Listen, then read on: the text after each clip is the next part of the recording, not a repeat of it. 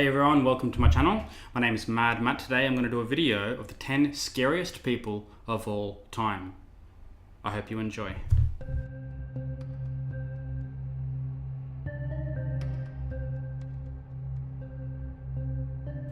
Number 1. Maximilien de Robespierre.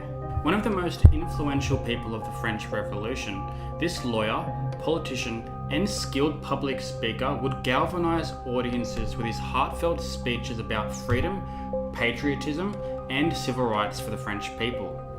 Once he rose to power, however, Robespierre became fixated on instilling public fear as a means of effecting the change he believed the country needed. And soon he was using a constant threat of execution to terrorize the public into subordination. Talk about a buzzkill. De Robespierre's favourite method of execution was the guillotine, and it was by this method that he sentenced hundreds of people to death without so much as a trial during a 10-month reign of terror. Not even Maximilien's own friends and family were safe from the guillotine, with many of them falling foul of the tyrant. In 1794, with around 40,000 victims either sentenced to death or life in prison, Maximilien met his maker. And, you guessed it was by guillotine. Number 2. Gilles de Rais.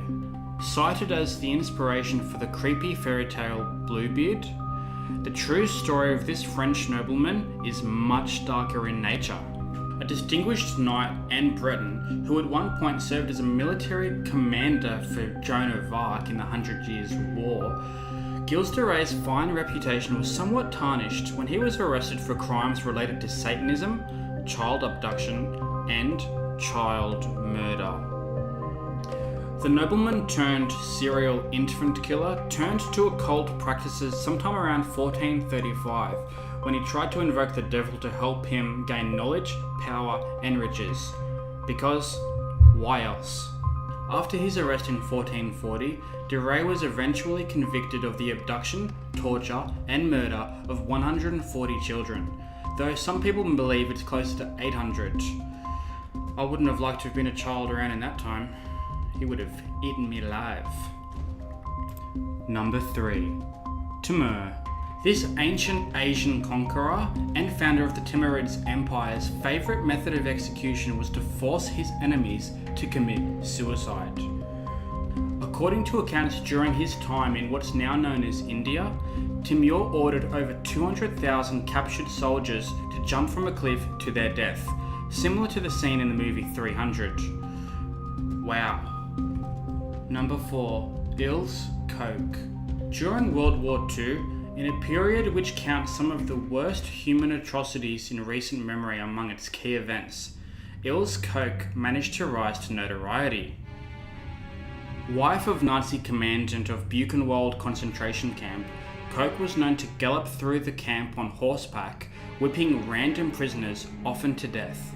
Worse, Koch would select victims from the camp and whose skin she took a particular interest in, and have that prisoner killed and flayed.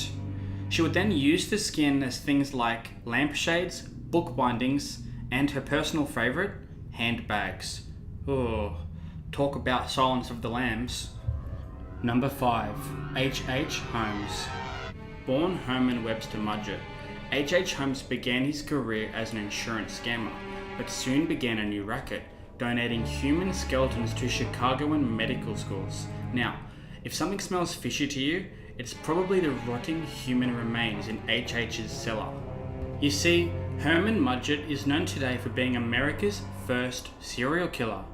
After moving to Illinois around the time of the 1893 Chicago World Fair, H.H. set about constructing a 3-story hotel for weary travelers, complete with a built-in torture chamber. A number of rooms were found to have hidden pipes, peepholes, and trapdoors through which Holmes would pump poison gas. A labyrinth of secret passages, ladders, and hallways also featured, and a greased up chute which led down to the basement, where Herman had installed a surgical table and furnace. Holmes was eventually arrested in 1896 for the murder of 4 people. He was then hanged, but Holmes admitted to killing at least 27 more people. If this shit was going on today, I'd be leaving a bad review on TripAdvisor. Number 6. Thug Behram.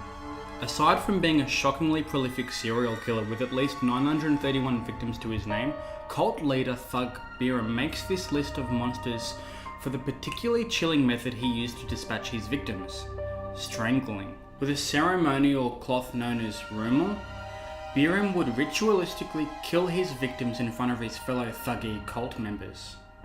Number 7. Elizabeth Bathory. You don't get dubbed the Blood Countess without doing some serious dirty deeds to earn it, and it's the story behind this nickname which earns Elizabeth Bathory a comfortable place on this list. Being a member of Hungarian royalty, and thus all but untouchable by law at the time, Bathory was able to act upon her uniquely sinister passions without fear of repercussion for years.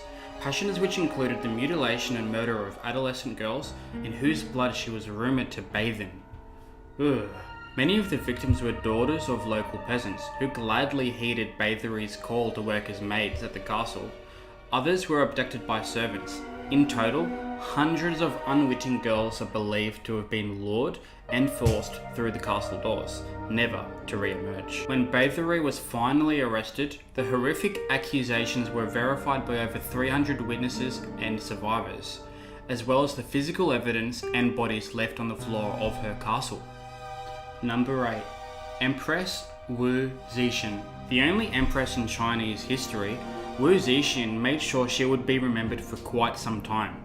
A fearsome, ruthless ruler, Zetian was regularly known to order the tortures, executions, and forced suicides of all who stood in her way, and many who didn't.